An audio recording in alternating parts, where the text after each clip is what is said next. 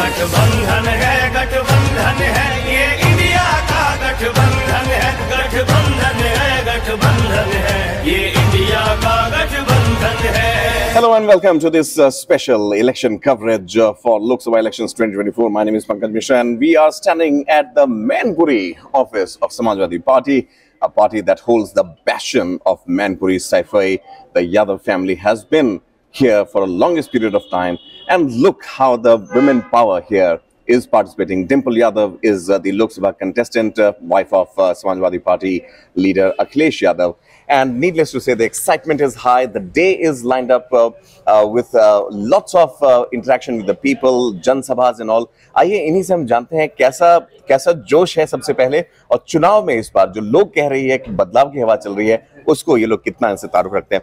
Ma'am, सबसे पहले आप हमें अपना इंट्रोडक्शन दें और हमें बताएं कि समाजवादी पार्टी और मैनपुरी का क्या संबंध है और इस चुनाव में किस तरह से आप देख रही हैं पार्टी के परफॉर्मेंस को। देखिए, हम चाहते हैं कि डिम्पल यादव जी एक शिष्ट और सुशील और अच्छी महिला है, और ये बात नहीं है कि सांसद की पत्नी है या राष्ट्रीय अध्यक्ष की पत्नी है इसलिए हम लोग आए हैं। हम लोग इनसे व्यक्तिगत भी है, क्योंकि कभी ये जिला हमारा रहा और हमें दोबारा से जिले में भेजा गया। लखनऊ रहती हूँ, लेकिन पार्टी के काम और सामाजिक कार्यों की वजह से।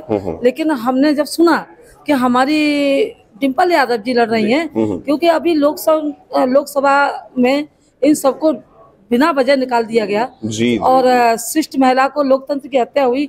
एक ही महिला थी, कुछ कहती नहीं, कुछ सुनती नहीं, उसके बावजूद उनके साथ बदतमीजी किया गया।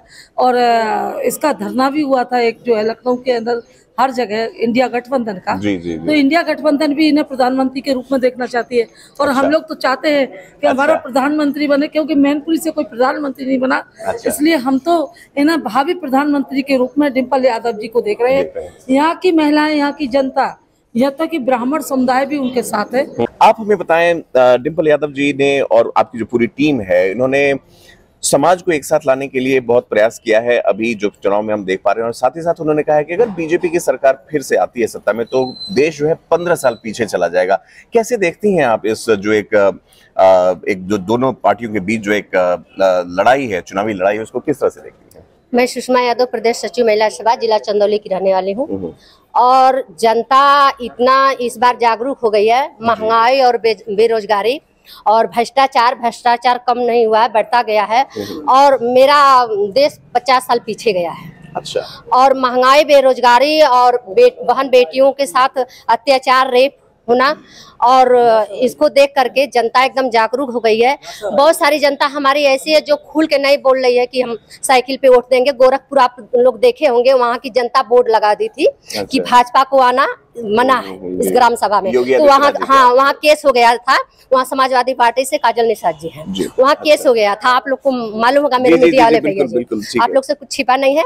तो इस बार हम लोग भाभी को यहाँ से मैनपुरी से इतना जनता जागरूक है कि कम से कम 3 लाख वोट से ज्यादा, 3 लाख ज्यादा वोट से यहाँ से मेरी भाभी जीते। चलिए, बहुत बढ़िया। आप क्या कहना चाहेंगी? डिम्पल यादव जी, बहुत लोगों ने कहा कि 2022 में वो चुनावी उसमें मैदान में कूदी, मैनपुरी क्षेत्र से वो आई, उनके ससुर जी की ये सीट हुआ करती थी मुलायम सिंह यादव जी की।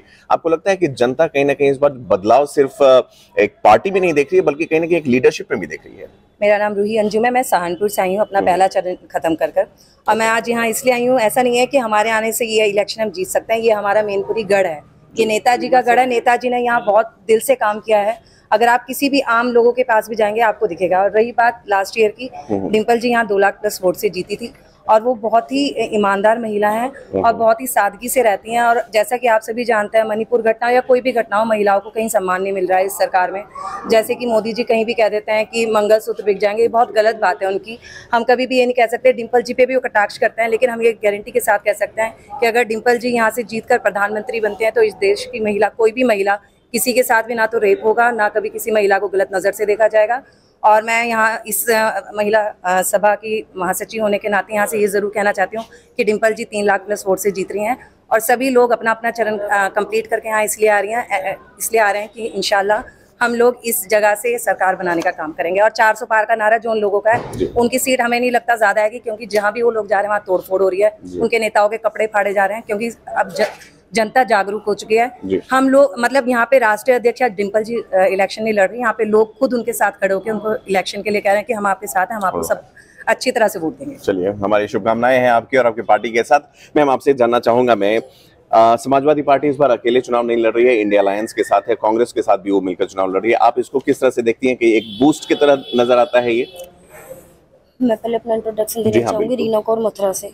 जी। देखिए, मैं ये कहना चाहूंगी कि भाजपा के पास कोई भी हकीकती ज़मीनी मुद्दे नहीं है। उनके पास ये धर्म के नाम पे 4-5 चीज़ों के नाम पे मंदिर, मस्जिद, हिंदू, मुस्लिम, विश्व गुरु, ये सब फालतू के ड्रामेबाजी है। जो एक्चुअल जो काम है ना, उत्तर प्रदेश में सबसे ज़्यादा समाजवादी पार्टी ने किए हैं। शिक्षा के क्षेत्र में, रोजगार के क्षेत्र में, स्वास्थ्य के क्षेत्र में, महिलाओं के क्षेत्र में, हर तरफ से चौमुखी विकास किया है। Let's speak to some of the male counterparts also who are here extending their support to Samajwadi party. आप अपने परिचय के साथ हमें बताएं कि समाजवादी पार्टी इस बार किस तरह से डिफरेंस लाने की कोशिश कर रही है। देखिए, मेरा नाम असलम चौधरी है और मैं मुरादाबाद से आया हूँ, छात्र सभा जिलाध्यक्ष हूँ। अच्छा, वाह। और देखिए, देश जो है परिवर्तन चाहता है और परिवर्तन की नींव हमारे राष्ट्रीय अध्यक्ष माननीय अखिलेश यादव जी ने पीडीए को बना करके इंडिया गठबंधन से अलायंस कर करके रख दी है। और ये जो गठबंधन है हमारा, उसकी सरकार जो है यहीं से बनेगी। अभी हम जहाँ खड़े हुए हैं मैनपुरी में, क्योंकि पीडीए में का जो नारा है वो कहीं ना कहीं आधी आबादी का भी नारा है और आधी आबादी में महिलाएं भी आती हैं। तो हमारे राष्ट्रीय अध्यक्ष माननीय श्री अखिलेश यादव जी ने डिम्पल भाभी को यहाँ से लड़ाया है और ये एक मिसाल बनेगी। और मैं मानता हूँ कि ये यहाँ की जीत एक ऐतिहासिक जीत होगी, जो पूरे देश में सबसे बड़ी जीत दर्ज करा के हम यहाँ से भेजेंगे। और मैं आपको बताता चलूं कि जैसे कि भारतीय जनता पार्टी जमीन पर कभी कोई काम नहीं करती है, वो लोग सिर्फ हवाई बातें करते हैं, जुमलेबाजी करते हैं। और जुमलेबाजों की सरकार जो है, अब उनके दिन पूरे हो चुके हैं। उन्होंने क्या किया है आखिरकार? हमारा देश, हमारे बुजुर्गों ने, हमारे दादे परदादा ने जो इस देश को आजादी दिलाई थी अंग्रेजों से लड़के, वही उन्होंने गुलामी की तरफ दोबारा से हमारे देश को झोंक दिया है। क्योंकि उन्होंने सब कुछ तो बेच दिया, सब कुछ बेच दिया और हमें फिर दोबारा से गुलामी की तरफ लेकर के जा रहे हैं। लेकिन इस बार जनता ने ठान लिया है कि वो खुद चुनाव लड़ेगी। इस बार यहाँ पे कोई नेता चुनाव नहीं लड़ रहा है, जनता खुद से चुनाव लड़ रही है। और जनता ने मन बना लिया है कि इन जो है भ्रष्टाचारी सरकार को उखाड़ फेंकेंगे और यहाँ से बहुत जल्द इंडिया गठबंधन की सरकार बनेगी। चलिए, बहुत बहुत धन्यवाद हमसे बातचीत करने के लिए। छात्र नेता हैं आप और बहुत इंपॉर्टेंट हिस्सा है समाज का छात्रों का, और मुझे बहुत खुशी हुई कि आप उनको रिप्रेजेंट करते हैं। बहुत बहुत आप हमसे बातचीत करना चाहेंगे? चलिए, ठीक है। So look at this a very busy schedule here at the Samajwadi party कार्यालय, जिला समाजवादी पार्टी मैनपुरी।